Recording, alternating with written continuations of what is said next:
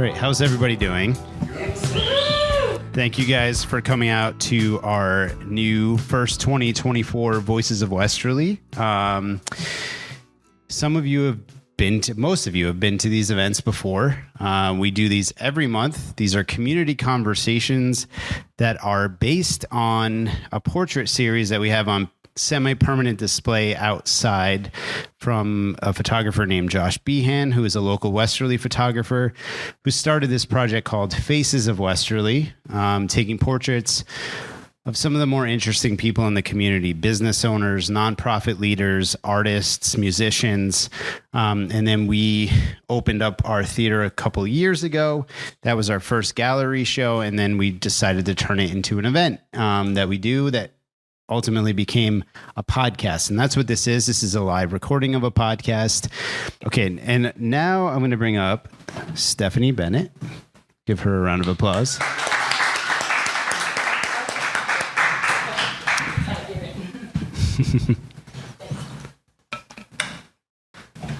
Okay. All right. Hello. Yeah. All right. Hi. Oh, wow. It's bright up here, huh? It is very bright up here. Yes. So Stephanie Bennett, Echo Rock Flowers. Thank you for joining us. I'm going to start your conversation off, like I start all of them off, with your own Westerly origin story. And unlike Jen, who came before you, I don't know anything about your origin story. So are you born and raised in Westerly, or did you come here? Okay, the origin story. So I grew up right next door. So is this okay? Yeah, that's okay. Perfect. All right. I grew up in Ashaway, so I am a Charger turned Bulldog. So in a lot of ways, I do feel like I grew up in Westerly. It's so close, right next door. So I, right nearby. And then I think a lot of people do this, but I very much wanted to get out. After high school, I really, it was like, am I going to do the URI thing? And I was like, I'm going to go to Hawaii. So I ended up going to the University of Hawaii. For years, I was out there for about 4 years or so, and ended up meeting my now husband out there. Managed to bring him back here. And part of the reason, I always joke, I'm like, somehow I convinced him, to leave Hawaii to come here. But I think that says a lot about kind of what we have going on here, because it is pretty great. So we moved back. I really missed the East Coast. I loved the island life, but I realized I had a lot of ambitions, and it's kind of like Peter Pan out there. Like, it's tough to make moves. So I was eager to get back to the East Coast. I was eager to be near family. So we moved back here in 2006. Yeah, 2006. And, we're both just kind of have that entrepreneurial spirit. And we, at the time, lived in a condo right down the road. So we were very much living like the downtown scene, but it was a very different scene back then. In 2006, you said? Yeah. Thereabouts? Yeah. Yeah. Very I mean, we would have loved if it looked like this.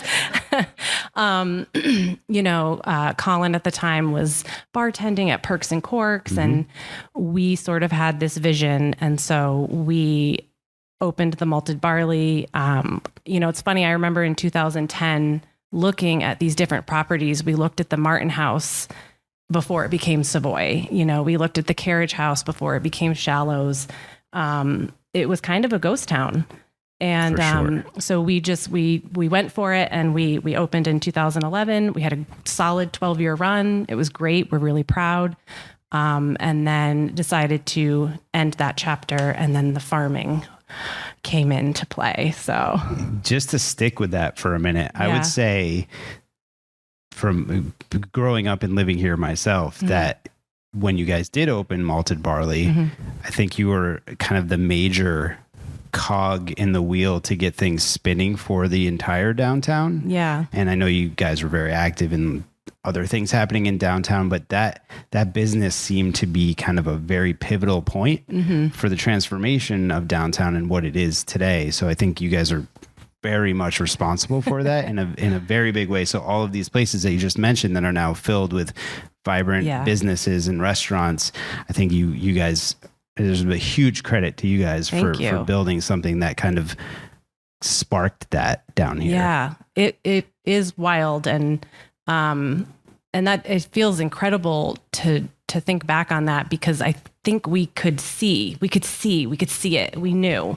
And we just kind of, I think we were young enough and didn't really have much to risk, and just that youthful spirit, and invested, gosh, we opened it on a shoestring budget and just blood, sweat, and tears. And yeah, it was kind of like right after that, it was like boom, boom, boom, all these other places. And it was really exciting, it was really cool. And, we'll forever be proud of that. You should be. It's amazing. Yeah. And now your new business, quite different. How did that start? How did you get into flowers? It's funny when Jen was speaking and talking about, these windy roads, and, I didn't like go to agriculture. Like I didn't do that in college. But I will say, growing up in Ashaway, my mom had her own perennial design business. So, I mean, I had no idea when I was 8 what would come, but it was instilling in me like a love for the dirt and the flowers, and kind of just getting that visceral, connection going. Fast forward. So when we first opened the Barley, our goal with each other was, if we can be successful enough, because this was before we had started a family. And we said, if we can be successful enough to where I can be home and raise kids when they're little, we've made it. That was the goal. Thankfully, we were able to do that. Had 2 boys, and, I was struggling. I can look at it now and realize, in hindsight, like, oh, that was some postpartum stuff going on. And so for me at the time, anytime I could be in the gardens, it was absolute therapy. Like it just became this thing, and it kind of took on a life of its own. And I tend to go for things like 100%. So I'm like, I love this thing. Let me learn everything about it. And, after like a couple years of that, I remember looking at Colin and I was like, I remember it was like $1,300 I had spent was the number. And I was like, that's too much money for like a hobby. And I was like, I wonder if I could make this into a business. And my brain is always thinking that way. And he was always so supportive. So it was kind of this thing happening in the background. And I took courses, and I remember in the beginning, I was like, I want to go for it, start small.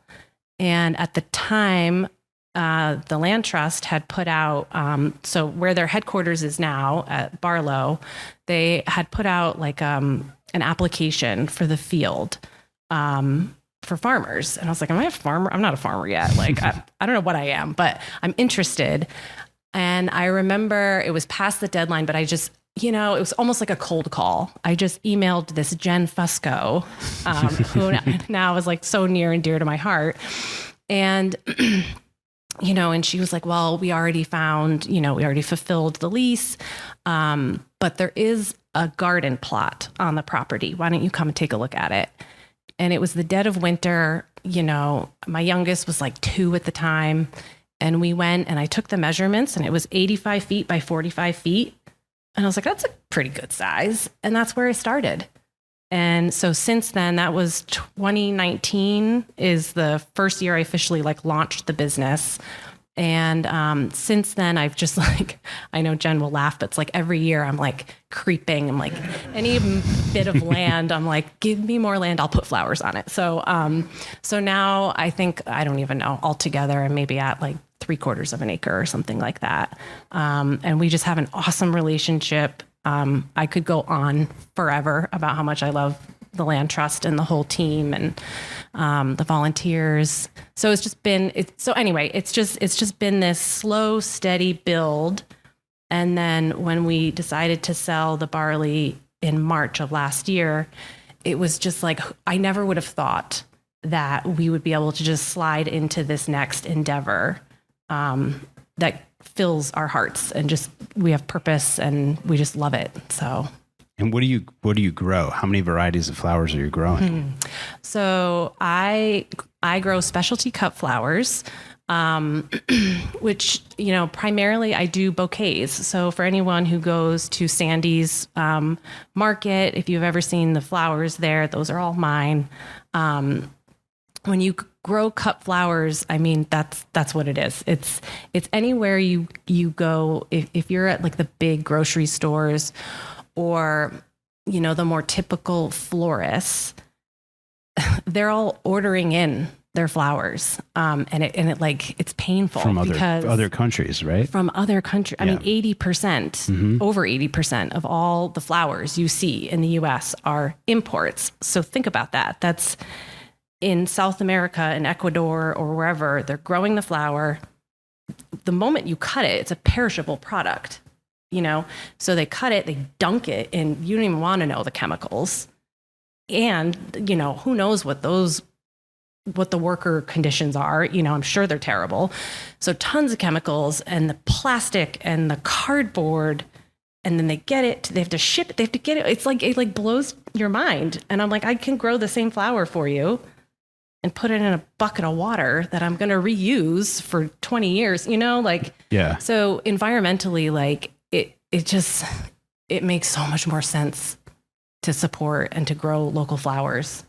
And can people do you do like a share where people can buy bouquets and Yep. I have, I call it like my subscription program. It's very similar to like a CSA. They're really popular, which is awesome. They sell out every year. I do a spring, a summer, and then a dahlia subscription. So that's probably my favorite like sales avenue.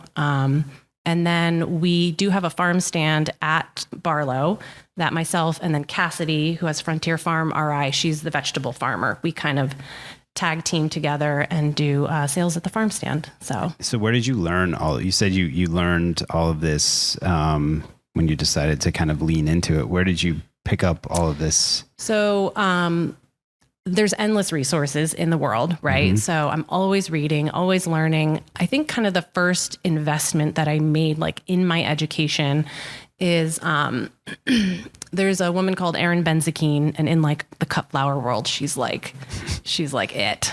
Like I'm like, whoo. She's written a bunch of books. She's got like some, she's just done a ton of stuff, but so this was, I think, 2018 that I was really, really interested. And I'm like a student. Like I'm like, give me a binder and a highlighter and I'm happy. And she had just launched a really intensive like online course. And so I made the decision to invest in that. And it was a cut flower farm course. Like, this is how you do it on like 2 acres or less. Here's how you can turn a profit. Like, here, like all the nitty gritty, like here's how you build a caterpillar tunnel. Here's how, all the stuff. So it gave me a really like quick boost of confidence, which you need in the beginning, What's a caterpillar tunnel? Oh, I'm curious. It sounds so interesting. It's like a big greenhouse that you would see, but mini. Okay. Like really mini. What does it do? It helps with season extension, and it protects the seedlings from the wind, and just creates a more stable growing environment. What is your season on the farm? So that's an interesting question. Well, so right now it's January, so nothing's really growing, but it's my favorite time of year because we're goal setting and seed ordering and looking through the catalogs and dreaming, which is so fun. But really seed starting and whatnot will start March and then February, March. And the moment the ground is workable, we'll be in the field starting to get things prepped, and we'll go. I mean, honestly, we were still working at the farm like a week before Christmas. So, okay. Wow. Yeah. So what are your future plans for the business as it grows? So, we have found that we've done a few events at the farm. And, now that Colin's on board with me, like, we do have this kind of hospitality background. We have found that it's magical. Jen always jokes that their offices look out at the flower fields, and it's beautiful. I mean, there's nothing quite like it, especially in high summer when, in August, or when all the dahlias are blooming in September. It's it's peaceful, it's beautiful, it's magical, it's inspiring. And it's different. Not everybody, I mean, I'm there every day. But you kind of don't get used to it. It's still beautiful. So anyway, anytime we can get people there to design with the flowers and share and connect with new friends, it's like, there's just a magic that happens, and it's so pure and it's just joyful. So we want to kind of lean into that, do some more events, grow the subscription program, keep working with the land trust. They do great events with kids. They have field trips, and it's just the cutest thing when these little second graders are chasing actual butterflies in the flower field. You know, it's so sweet. So, yeah. So let's talk a little bit about your own Westerly favorites, I guess. When we started this, the first one of these Voices of Westerly events we did was when we opened. And when I asked people this, the Malted Barley always came up as like one of their favorite Westerly things. So it's kind of fun to ask you this question of what your favorite things in Westerly or about Westerly are. I mean, I could walk you through like a day. I mean, many of our days start with Colin, 5:30, playing basketball at the YMCA. Basketball, a lot of basketball in our family. So big, supporters of the YMCA. A family breakfast at the Cook Goose. Are you kidding me? My kids were like raised on breakfast at the Cook Goose. Walking my dog at the Champlain Glacier trails that the Land Trust maintains so well, by the way, I have to say. I mean, Napatree Point. Let's go to the beach. Let's go to St. Clair's and get black raspberry chocolate chip ice cream. The kids go on the merry-go-round. Let's go get a spicy mezcal margarita at Nana's. Let's go walk through the park. I mean, like, I could go on and on and on. Let's get a nice coffee at Junkin' Java. There's just so much. Yeah, that was a good greatest hits play by play there. That was good. So I end all of these the same way by asking the big question of what do you hope that your legacy is in Westerly, and what do you want to do in the future to keep working or making this community stronger? Well, I mean, we touched a little. I do think we'll always carry with us, that little piece we had in terms of like the revitalization of downtown. So I'll always be proud of that. With the flower farm, I don't know. A legacy is a big word. I'll say that when I think of the flowers and, what we're doing and growing, and it's like we grow these beautiful things and we put them out into the world and they fill people's homes. And I'm always taken with the idea that flowers to me mean connection. People have flowers in the happiest times of their life, right? Weddings, baby showers, bridal showers, the hardest times of their life, visiting someone who's sick at the hospital or at a funeral. And then there's so many times in between. I miss you. I love you. Happy birthday. Treat yourself. All of these things. And I sum all of those moments up into connection. So I feel like the thing we miss the most about having the barley was that connection with the community. So we want to carry that forward with the flower farm. How can we get people there? How can we bring the kids in? How can we keep filling people's homes with just something so pure and beautiful? And then, I don't know, we're always thinking, we're always wheeling and dealing. So we have ideas about entirely different things. Who knows what the future will bring? So well, that was a beautiful answer, by the way. Oh, thank you. You. Really good answer. I think it's my favorite answer anybody's ever had to that question. So that was great. Yeah. So I look forward to visiting the farm sometime. Yes, and definitely, how can people check out how to get the subscription service and things like that? Yeah. So you can always check out my website, echorockflowers.com. I'm on Instagram. I don't even know what my handle is. Just type in Echo Rock Flowers. It's basically that. And yeah, I am in the process. The subscription sales, I usually try to time it as like a kind of like a Valentine's Day. Mm-hmm. So all of that will be going live really soon, end of January into February. And I'm around. All right. Yeah. All right. Stephanie, thank you so much for joining us. Thank you.